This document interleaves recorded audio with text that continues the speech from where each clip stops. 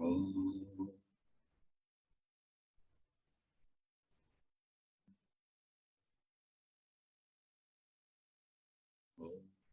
Sahana Bhavatu Sahanam Bhunattu Saha Viryam Karavavahai Tejasvinavadhitamastu ma Vidvishavahai. Om Shanti.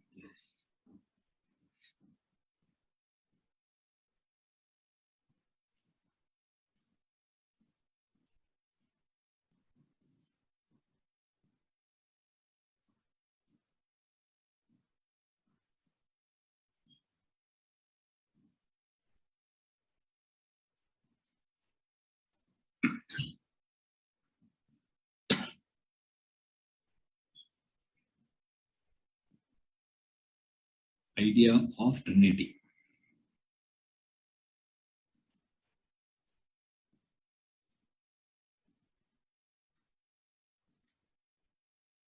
See, the mind would want to know God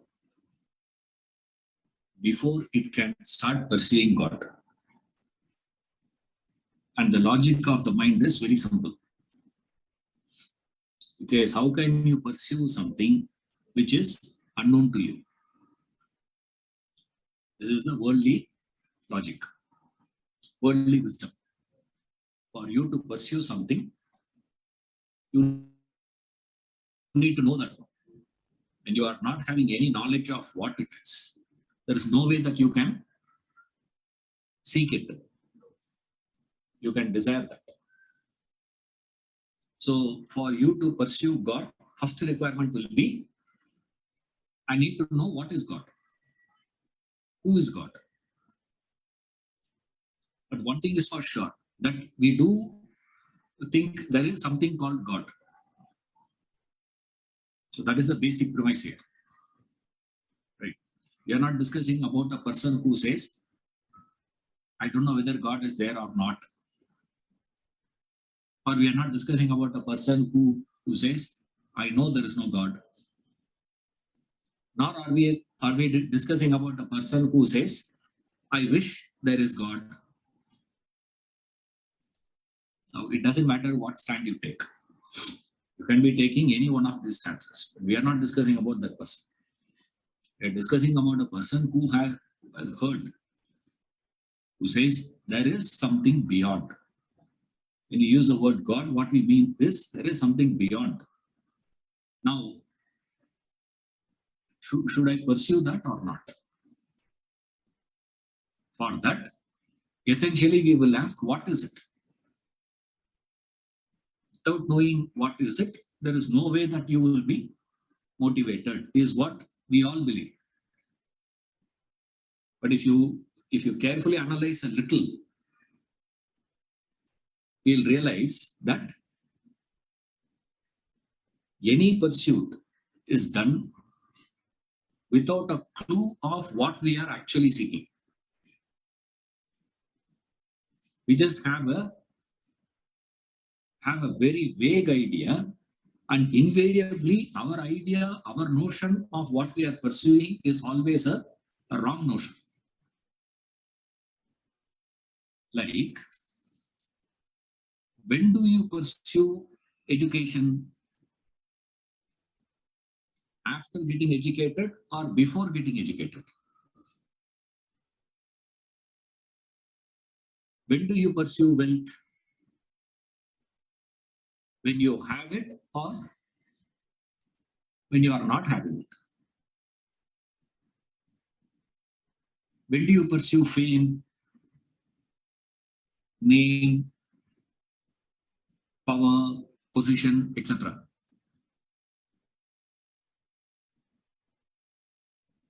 You have to pursue literacy. The idea of literacy you should have when you are an illiterate. Who will have the knowledge of what it is to be a literate? Is illiterate. What it is to be an IAS officer will be known only after you have become an IAS officer. Now, a person who is aspiring to pursue IAS will have some idea, correct? But invariably, if you ask what is his idea of IAS and take that to an IAS officer and ask him, there will not be any connection. What it is to be rich. A poor person has an understanding of what it is to be rich. Right? And a rich person has an idea of what it is to be rich. What is that motivates a poor person to pursue richness?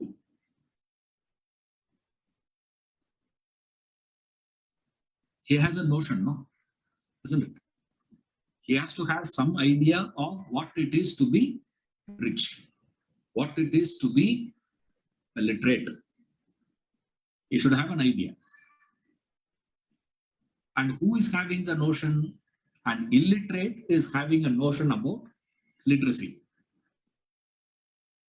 Is there any possibility of that being correct? Complete? The chances of that being complete or correct is very less. But still, knowing fully well the notion that I am going to have with reference to being rich, being literate, whatever could be wrong, still I am pursuing it. For that, he needs some idea. At least with reference to richness, you can see someone who is rich. Right? With reference to literacy, you can see someone who is literate. At least in all these aspects, there is a possibility for you to see, verify. When it comes to God, what is the option you have? He says all the options gets exhausted. And we have already seen that it is beyond description. You cannot conceive. If you say you cannot understand what it is, it's exactly like you telling a child you don't understand what it is to be an IAS officer. What you are referring is what? You are referring to the child, look here. The position, the spectrum of power that he has.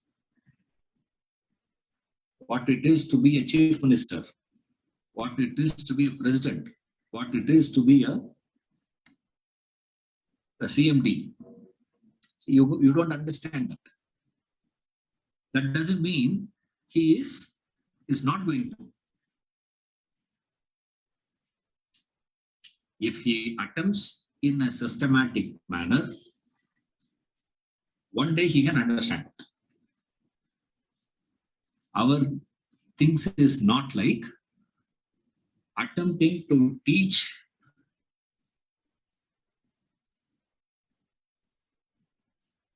higher mathematics to a dog.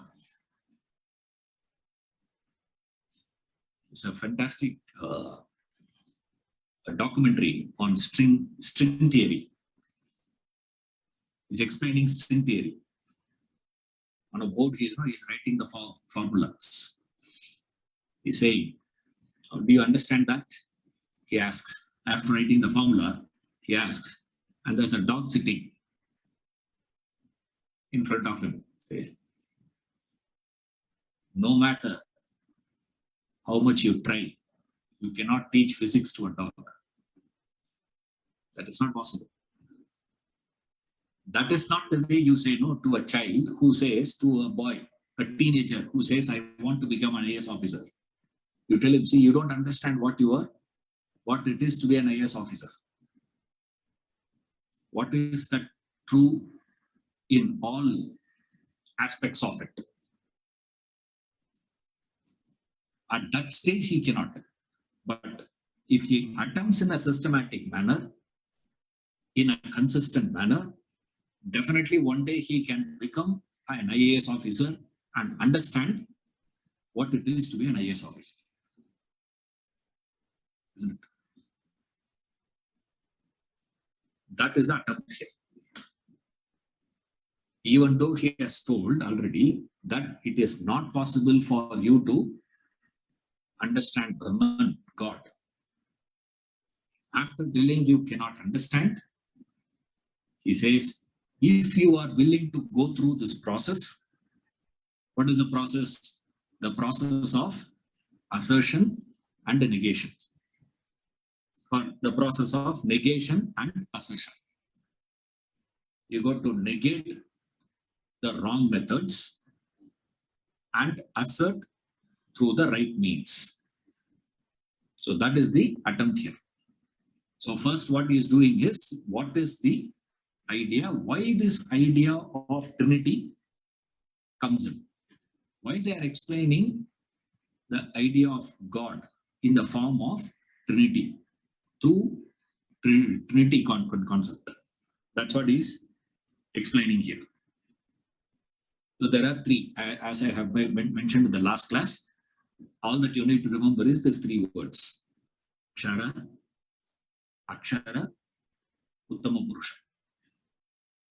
Kshara, perishable. Akshara, imperishable. Uttama Purusha, supreme being. This is the English word. Right. Now we will see what is it and what is the requirement and how we are arriving at this idea of Trinity is what he is explaining here. Yes, can read. Idea of Trinity. Brahman is transcendental, while human experiences are confined to the terrestrial realm. Your body, mind, and intellect cannot reach the transcendental. You are not able to conceive Brahman. It is not possible to describe Brahman. Even in the terrestrial realm, you find it difficult to express subtle themes. Physical experiences are relatively easy to communicate to another. If you have seen the Taj Mahal or the Eiffel Tower, you are able to express its beauty and majesty. You are able to put it in words, to describe it. But when you wish to communicate feeling and emotion of the mind, you find it rather difficult to do so. Sometimes you do not find words to express them. You need a Matthew Arnold to do that. How magnificently he has captured the vivid emotions of a father and son in his poem, Saurabh and Rustam. When it comes to thought and idea, the intellect finds it extremely difficult to communicate. Language becomes virtually inadequate. That explains why signs and symbols are used to convey scientific and mathematical ideas. The subtler the theme, the greater the difficulty in expression. Brahman, being subtler than the subtlest, defies all expression. Language breaks down completely. It is impossible to capture Brahman in words. However, enlightened sages have employed ingenious methods to express the inexplicable. One of their attempts is the idea of Trinity. They describe God in three facets: as Kshara, perishable, Akshara, imperishable, and Uttam Purusha, supreme being in the Bhagavad Gita, as Son, Holy Ghost, and Father, respectively, in the Bible. The sages adopted the fundamental principle of education in their explanation of the Supreme God, which means proceeding from the known to the unknown. What is best known to humanity is the world. Thus, they pointed to the world and said that is God. People then attributed the qualities of the world to God, understood the perishable, changing world to be God. To remove this misconception, they clarified that God is not the gross, perishable world, but the imperishable, changeless substratum which supports it, leading to the conclusion that God is confined to the parameters of the world. Hence, they introduce the third concept of God as the supreme being extending beyond the perishable and the imperishable. The three-word explanation has been carefully introduced by starting from what is best known to you. You perceive the world before you. All your experience is confined therein. You have no idea of Brahman. You are in the position of a weary traveler who sees a mirage in a desert and has no clue of what a desert is. He sees water, not the hot sand beneath. Standing in the midst of a vast desert, he asks what a desert is like. You point out the mirage that he sees and tell him that is it. He misunderstands the desert to be just water. You correct him that the water is just an illusion projected upon the desert. The desert is that which supports the water. The water is a phenomenon that passes away, while the hot sand beneath is the actual desert that stays there. The mirage water is the perishable, while the sand below is the imperishable aspect of the desert. And now he misconstrues the entire desert to be confined to the area of the mirage. You correct him again. You further elucidate that the desert lies as a vast expanse of sand, even beyond the perishable mirage and the imperishable sand beneath it. Desert is all around.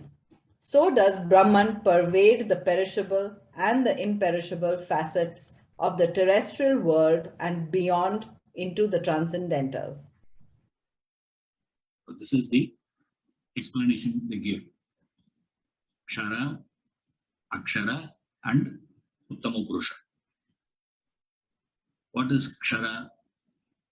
Kshara is you, the individual, microcosm, and the world, macrocosm. Both are perishable aspects of Brahman. This first thing we say is you and the world, Brahman.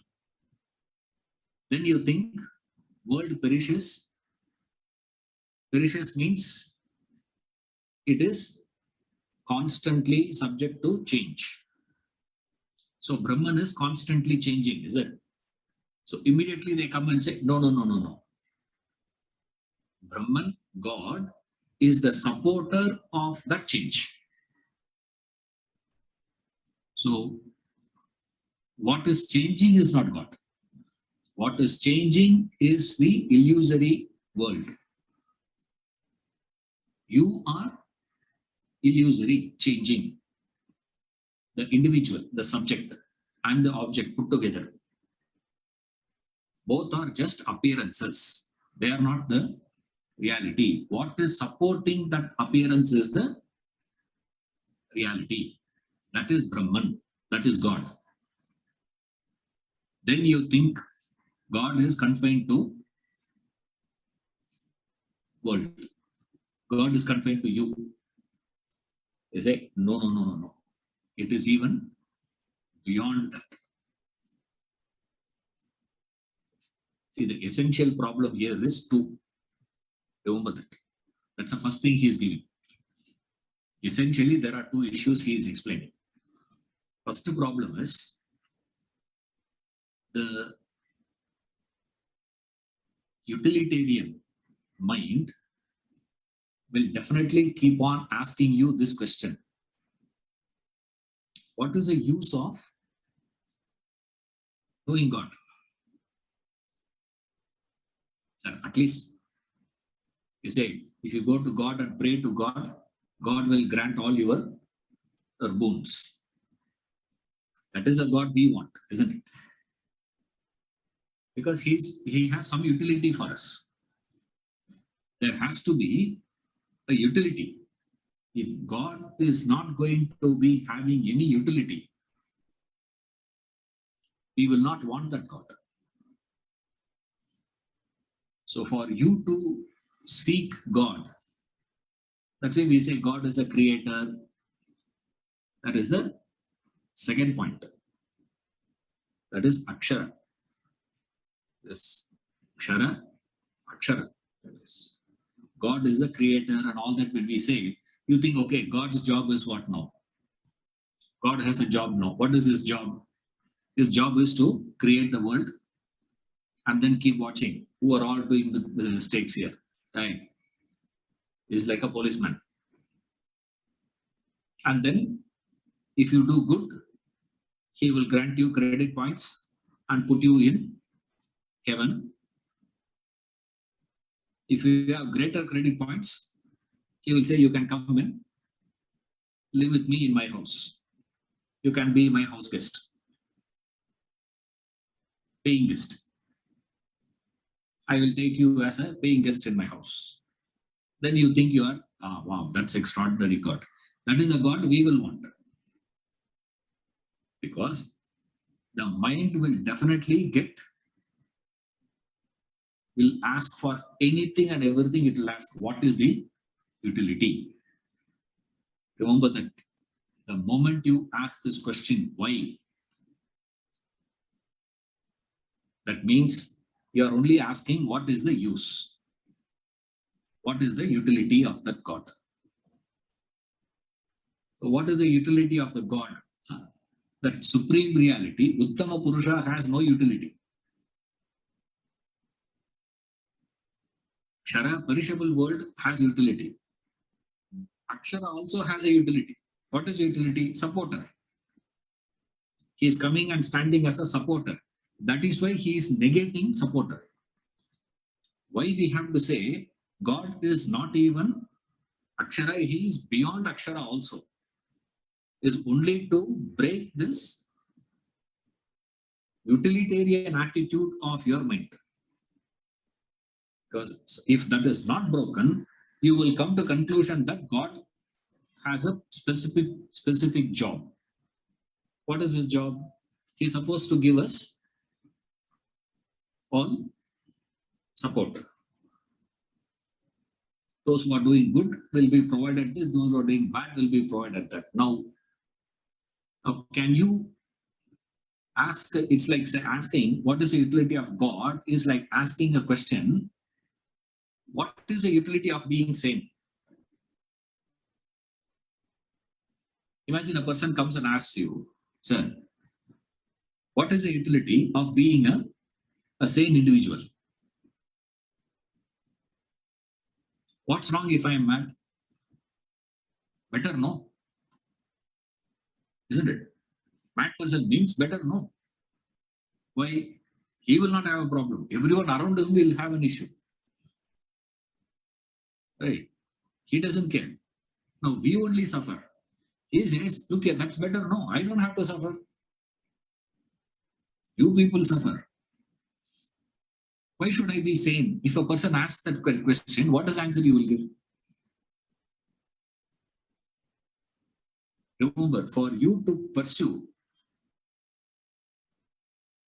God, first thing you need to have is that non-utilitarian attitude at the mental level.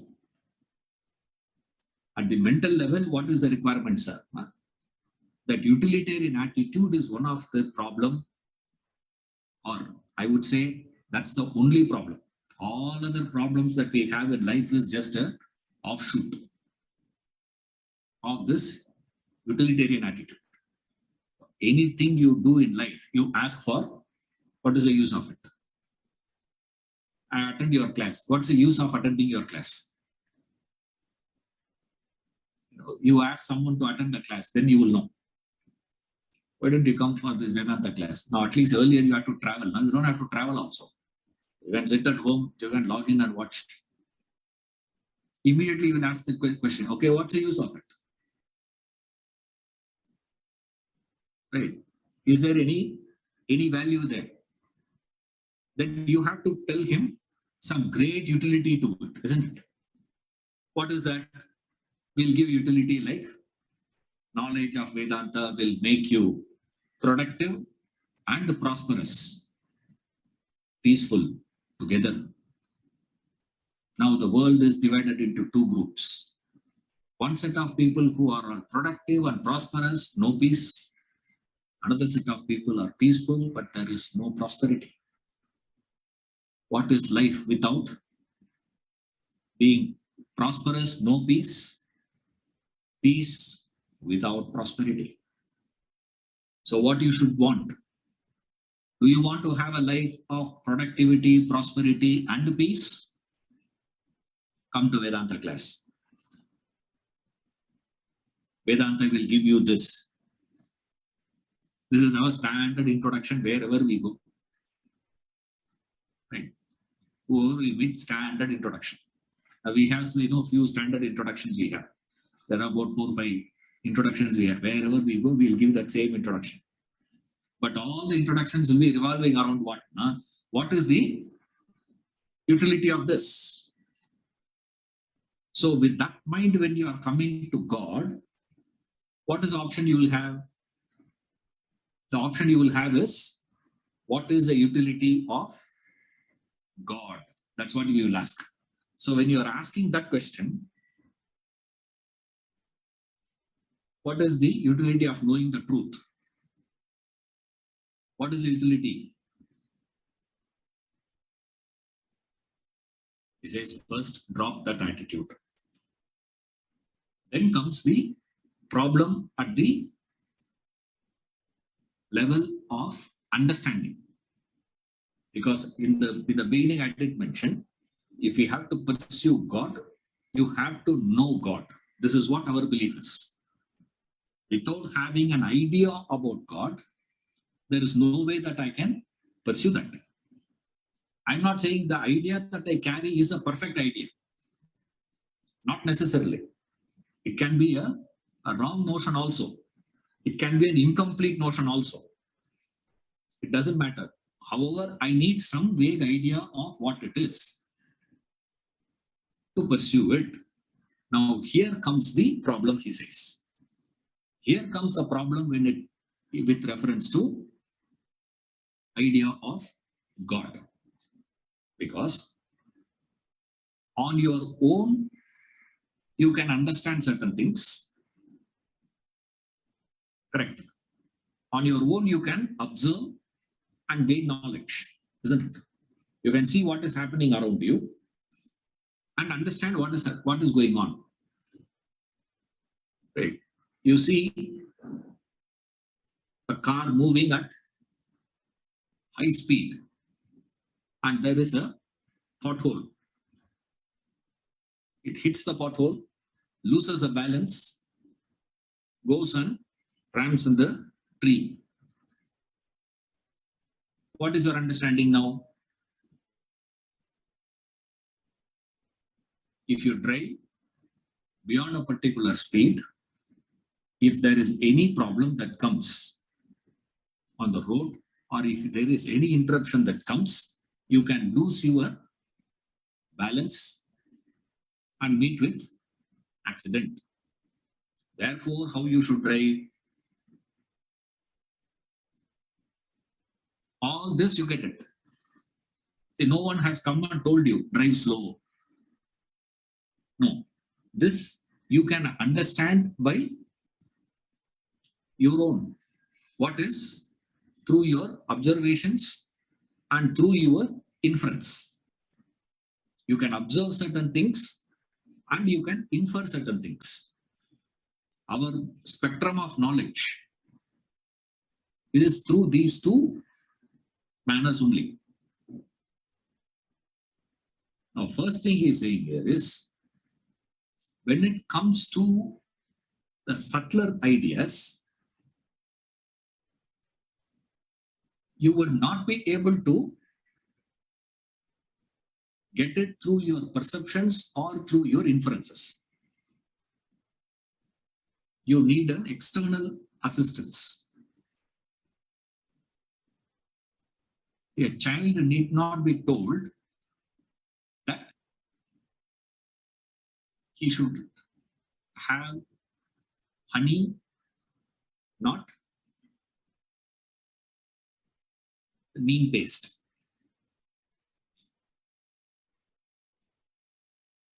Shiakai. Imagine you take a shiakai and don't try and don't do all that. Okay, neem paste is a better one. If you take, that's why, when you go to see a child in the infants, naming ceremony that they have, we go with the honey, sugar. So we take that sugar, a little bit of sugar, and put it in the mouth of that, baby. And the child, enjoys that. Neem, you don't have to tell. The very perception will tell that child what it is. Is it pleasant or is it unpleasant? So through your perception, you understand certain things. Certain things you understand through inference, through your knowledge, through your understanding, through your experience. Isn't it? Like I gave this example of a car. Through your understanding, through your experience. It's not that you met with that accident, but you saw that. Just by seeing it, you understand certain things, right? What you should do, what you should not do, which is safe, which is better, which is sensible, which is not, etc. All that you are able to get it through this. Now, there are certain things which necessitates an assisted perception and assisted inference. Like you need an assistance of a microscope, correct? For you to see few things. The microbes, what is your blood group? With your naked eye, you cannot. You need a assisted equipment. With an assisted equipment, you will be able to see few things. Similarly, with an assisted inference, this is called education. Right? Through an assistance, you will be able to understand certain things. Now comes a difficulty for a person who is attempting to assist you. With your own buddhi, with your own perceptions, you will not be able to understand certain things. You need assisted things to get few things. Now, God is not available for your naked perception, nor your own experiential, inferential conclusions. Not possible. So that is ruled out. Then we ask, sir, what about assisted aspect? That's where the difficulty, he says. The difficulty is where I am not able to do it on my own, I can borrow. I can borrow somebody else's buddhi and see. Now the borrowed ones is where we have this knowledge transaction happening. And the knowledge transaction happens through words. There is no other way for us to get that knowledge transactions going on. And words have a very poor capacity to carry subtler themes. The subtlest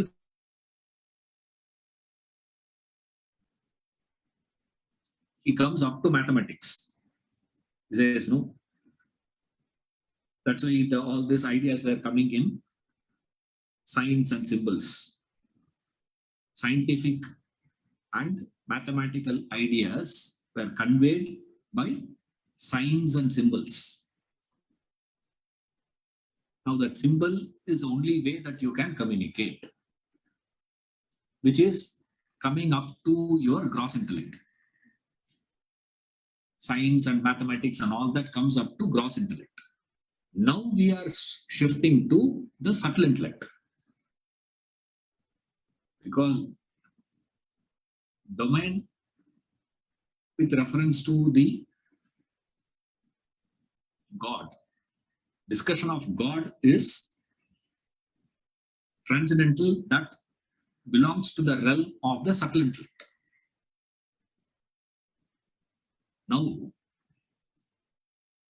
even these signs and symbols become redundant.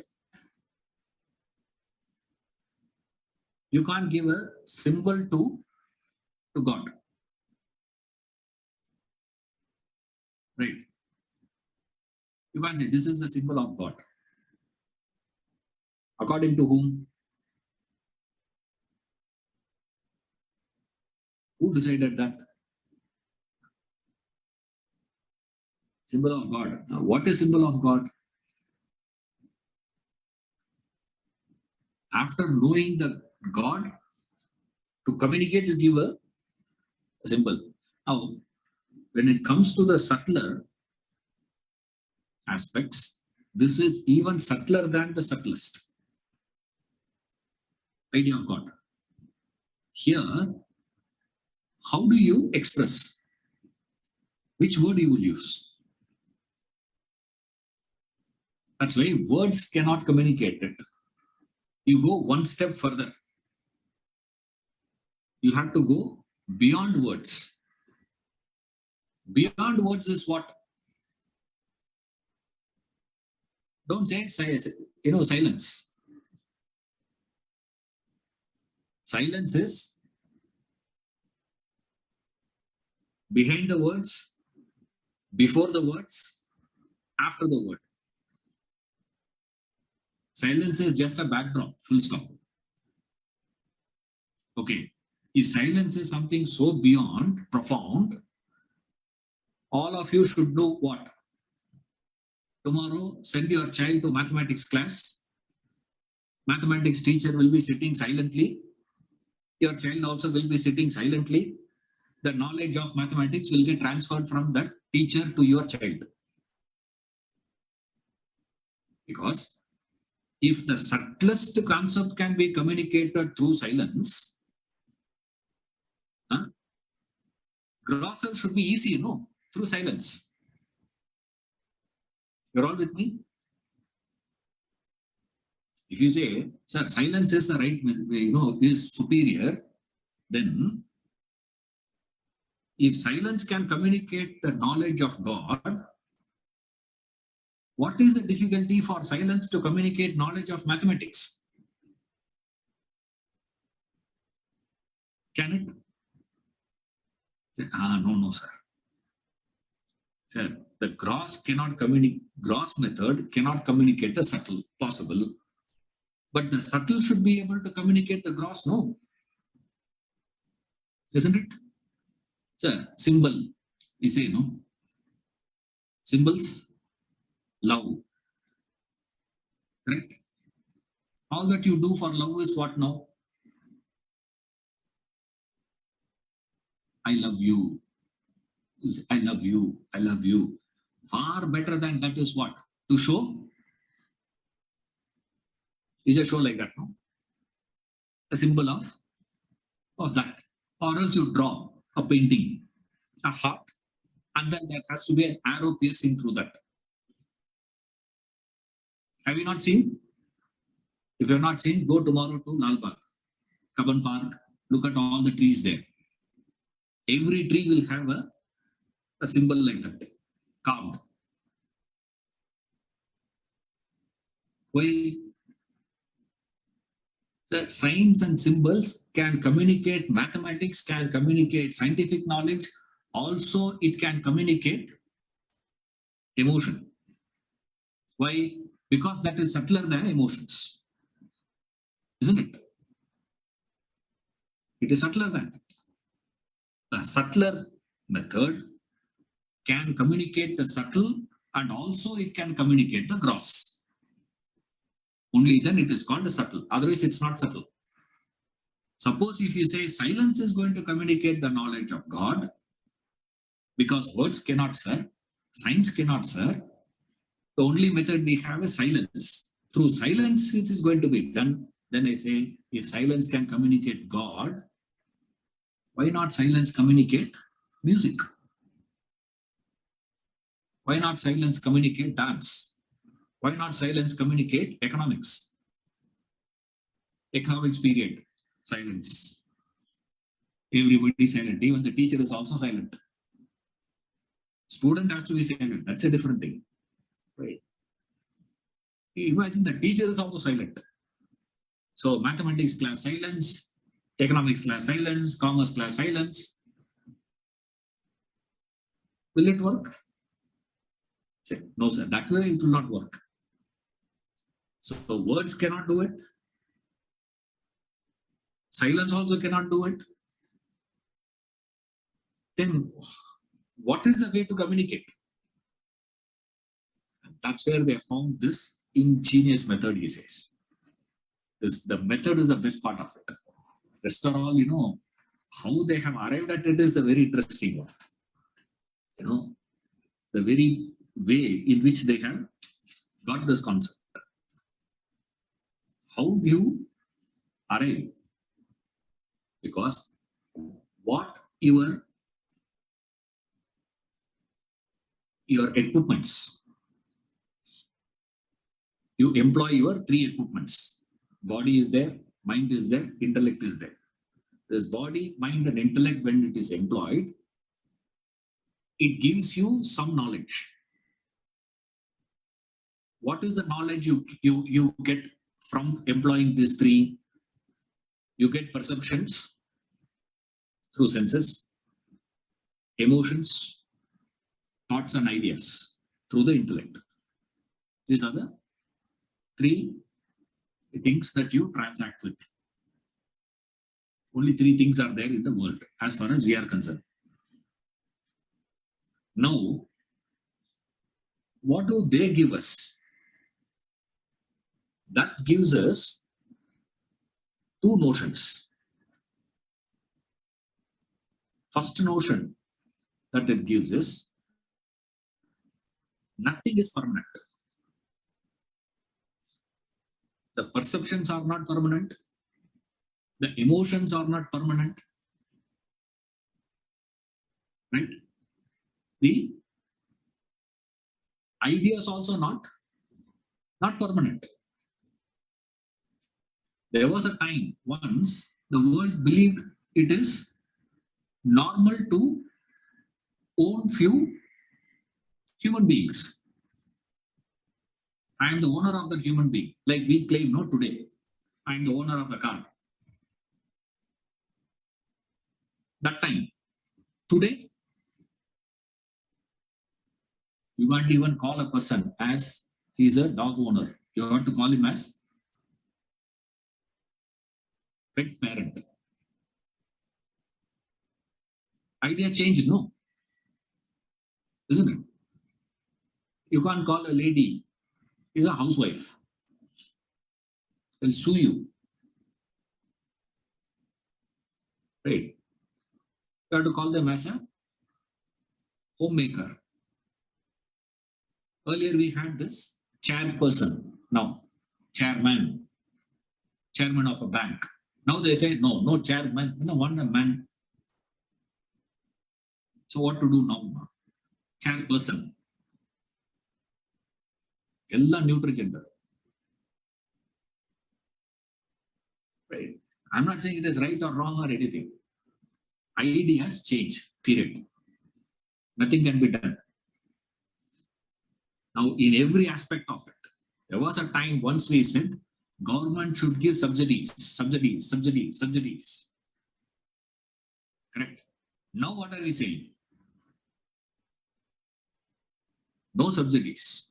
Subsidies is a very wrong way of governing. Now, another 100 years down the line, what is going to be the case, sir? It changes. Ideas change. Emotions change. The person who we love, if you observe carefully, all those people who you were hating were actually once your friends. It's amazing to see. You cannot meet a person, start hating him straight away, hating her straight away. That is not possible. Your love alone can be changed into hatred. Goes no. Like anger, for example, very easy example to take. Anger. It comes up, lingers for a while, and subsides by itself. You don't have to do it. There is no need of anger management and all those things. By itself, that emotion will go away. You don't have to do anything. You just have to keep quiet. It's like waves. The waves will come, will linger on the shore for a while and go back. Again, it will come. It will linger for a while, go back. It goes on changing constantly. And the perceptions goes on changing. Everything is changing. Everything is impermanent. Right? If everything is impermanent, all that knowledge we have, all that information that we have directs us towards impermanency. One day you are going to die. Is there any doubt? One thing I know about all of you, about me also. What is it now? One day you will die. I know that. Right? One day I will also die. I know that. Does any one of you have a doubt on that? There's no doubts. What is certain about life? Death is the only certainty about life. Correct? If everything is changing, everything is dying, and death is the only thing that is a reality, the question comes is, from where you got the notion of immortality? You're all with me? Because nowhere you are having a clue, isn't it? Somewhere there should be a clue, no? Huh? Sir, one thing is not changing, sir.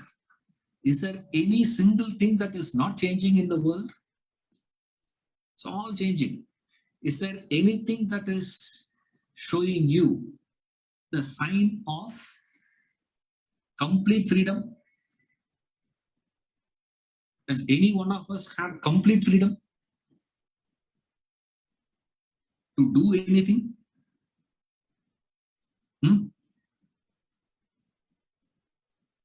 We don't have that. We don't have that freedom. We do have this.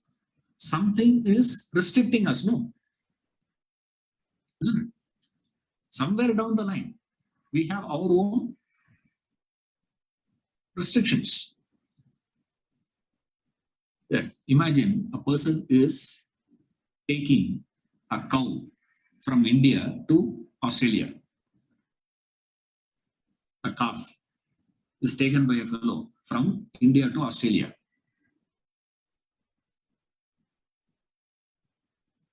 You see the mother cow calling that calf and saying, look here, my dear, for generations we have been living as vegetarians. You are going to an unknown country. Don't become a non-vegetarian. You should stick to our culture, our system. Our system is what? We are vegetarians. You don't become non-vegetarians. So you don't. Animal seems to be having a better thing. They don't do all that. But we do give, no? Right? You are going to a new country. Don't do like this. Don't do like that. Why are you doing this way? Why don't you do that way? The restriction is there, no? Is there anyone in the world who enjoys absolute freedom? Forget about absolute freedom. Even relatively do we enjoy that freedom? All the freedom that we are experiencing, enjoying, comes with the reasonable restrictions is what we claim. With the reasonable restrictions. But what is the reasonable restriction? Is that anyone who has tasted unrestricted freedom? If unrestricted freedom is never possible, from where we got the notion of absolute freedom? This is what Ramtirtha goes on asking. One by one he takes and asks. Intelligence, same way, he takes up intelligence. He takes up the notion of immortality, the notion of freedom. What we are experiencing is bondage only. If bondage is all the experience of every one of us, everyone is experiencing it, bondage. But then all of us have the notion of freedom. We ask the question, from where you got that? What has given you that? From where we got it, sir? No proof we have. No leading we have. Nothing leading us to this. There is something which is beyond what is perceived. So first thing they say, what is perceived is God. What is understood? What is that you are thinking? What you are seeing? What you are experiencing? All this is God. Kshara. Right. All this is God's. Not God. It is all God's. It's all His. Not yours. Remember that. Okay. He has just allowed you to enjoy it. Okay, you enjoy it. He has given to you to enjoy it. Since it is given by Him to you to enjoy it, anytime He can take it back. Whenever He wants, He will take it back. This is the first notion. See, remember all these things, points which will be useful for the next topic at least. Right. The three schools of thought. There it will be useful. Right. So first notion we have is, it is all God's. What is all God? All this impermanent things. All this is His. Then we say, no. It is not God's. It is because of God's. It is God Himself has become it. This is the next notion. Then comes, don't think God is restricted only to this. God is far, far beyond all that. This is the third one.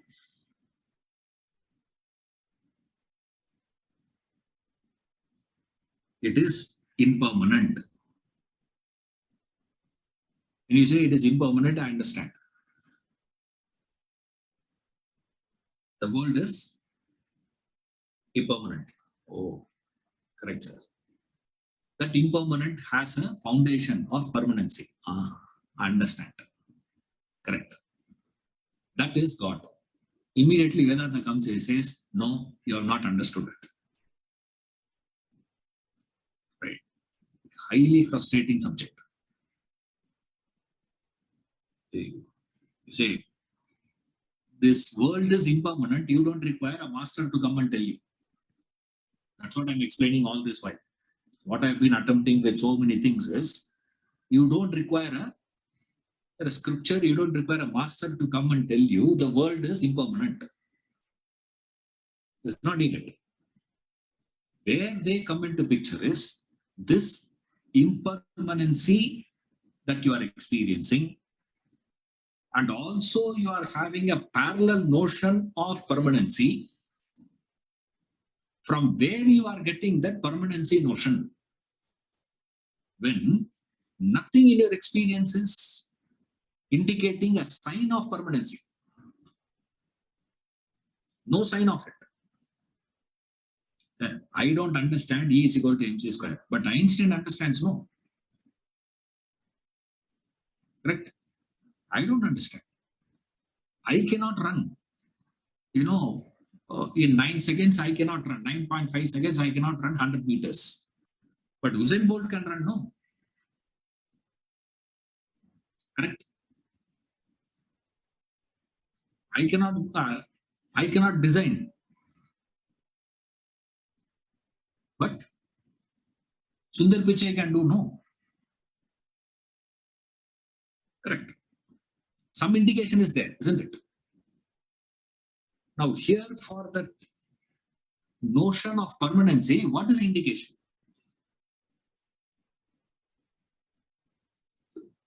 Nothing we have. We just have to go by, sir, the feel of permanency is there in me. Who has planted it? From where you got it? That's where the masters come and say, there is a substratum which is permanent. On that substratum stands this impermanent world. So God is the supporter. Like in the 15th chapter of the Gita, he calls it as Kutastha. Kutastha is that, the goldsmith has an anvil, no, on which he does all the work. That's the Kutastha. It is known as. Yes, it's. Then how are you to get it, sir?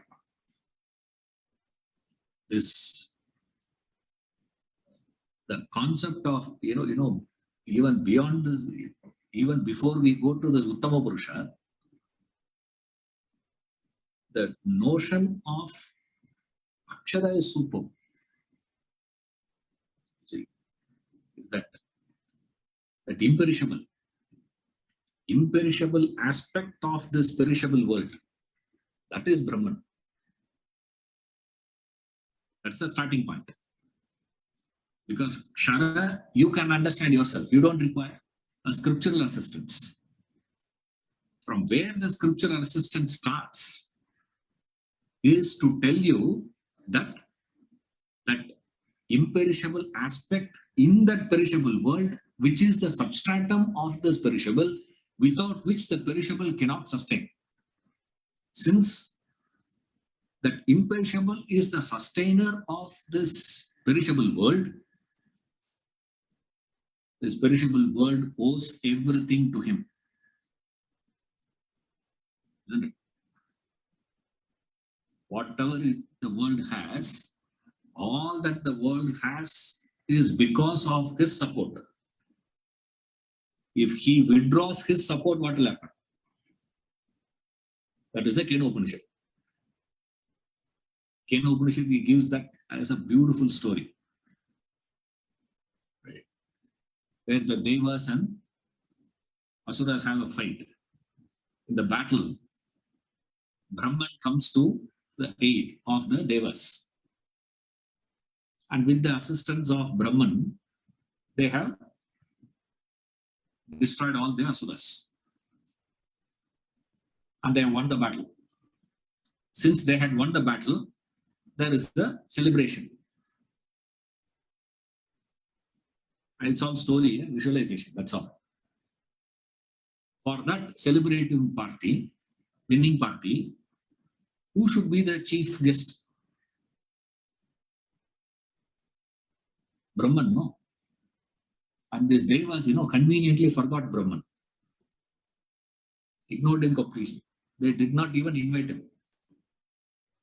And Brahman being Brahman, he wants to teach a lesson to these fellows. So, this Brahman took a form of a Yaksha. Took a form of an Yaksha and appeared at a distance. They can see it, right? But they cannot figure out what it is. So they couldn't figure out what it is. So they were not able to figure out what it is. They said, they got scared. Because maybe one Asura has escaped and he is waiting for these guys to get drunk. After they get drunk, they'll finish them off, So They got scared. What to do now? Then they appointed a fellow to go for inquiry, investigating officer. They appointed one investigator. They said, you go and check. They asked the Agni Bhagavan, God of fire. The God of fire goes towards that apparatus, that Kshara. And beautifully Upanishad says, see there I'm just going, just tak, tak, tak, tak, I'm going. Every sentence, there is fascinating meaning in that. You got to read it so slowly, that portion. And it says, Agni Bhagavan went very near. Lord of fire. Okay. You try with your candle. The candle light. What is the fire there? It's nothing. You take your finger close to it. You feel it. Right? This is Lord Agni himself coming near this Yaksha. Before Agni Bhagavan could ask Yaksha, who are you? Yaksha asks him, who are you? It's an amazing question that is. Who are you? Yaksha asks a question, who are you? This fellow starts giving him what all he does. You know what I do? He starts, bragging about his strength. I burn the whole thing. I can burn things just like that. Bhasma. I reduce everything to Bhasma. Is that? Oh, you're such a great man, is it? He plucks a blade of grass and places it in front of me and says, can you burn this?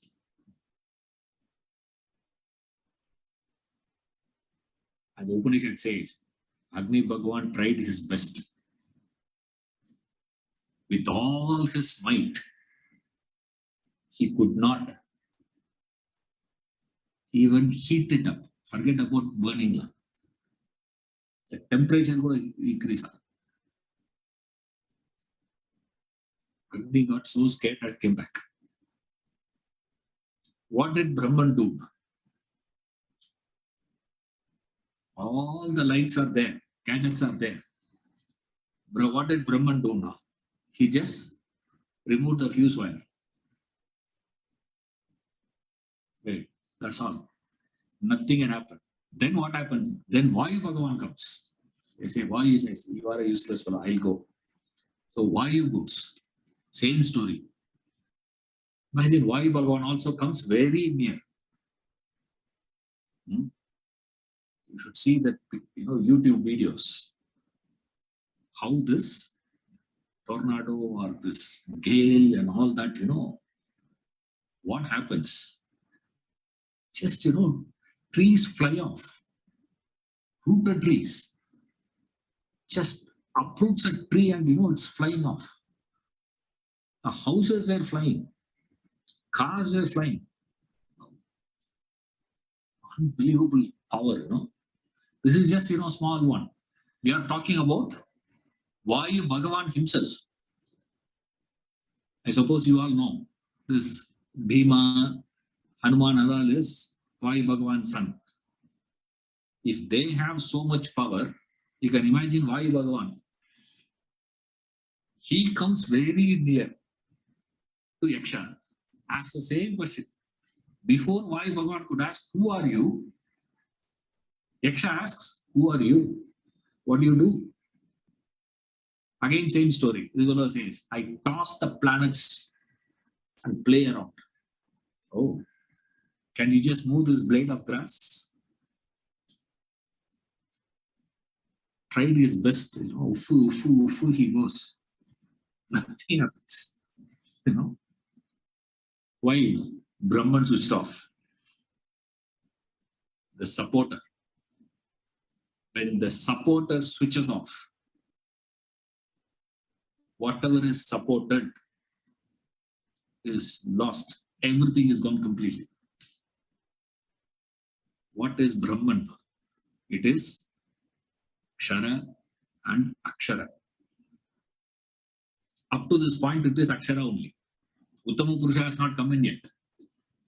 Okay. Only the idea of Akshara. You know? Now you need to linger on the idea of Akshara more. Only after you get a grasp and see the grandeur of Akshara, only then you can understand when he says, no, Uttama Purushastvanya.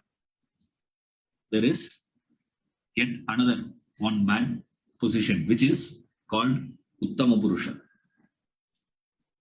Supreme being, extending beyond the perishable and the imperishable. The Supreme Being is extending beyond it. Now, for which you need to understand the grandeur of the imperishable. That imperishable you can understand only when you understand the might and the size of the perishable. You see, so from the perishable, we infer the imperishable. So when you say, now I have understood God is imperishable, immediately he says, no, it's wrong. Why? Because understanding God means becoming God. It's not like understanding mathematics. It's not like that. I don't know Pythagoras theorem, sir. Now, after this mathematics session, you say that now I understand Pythagoras theorem. You don't become a Pythagoras theorem. You don't even become Pythagoras. Any amount of knowledge of the world, you don't become that. Here, it is so unique here. Therefore, they say, if you claim that you have understood Brahman, that means you should have become Brahman. That's the meaning of Uttama. Uttama Purusha don't think, he is bigger than. Now, immediately we start thinking in terms of the size and all that. It's not the size, please. Don't think, it's like Godzilla is bigger than, what is that? Dinosaurs. Not in that sense, please. You see, elephant is very small, dinosaur is bigger than the elephant, and Godzilla is bigger than even that. So what is this? Kshara, Akshara, Uttama Purusha. Not in that sense, please.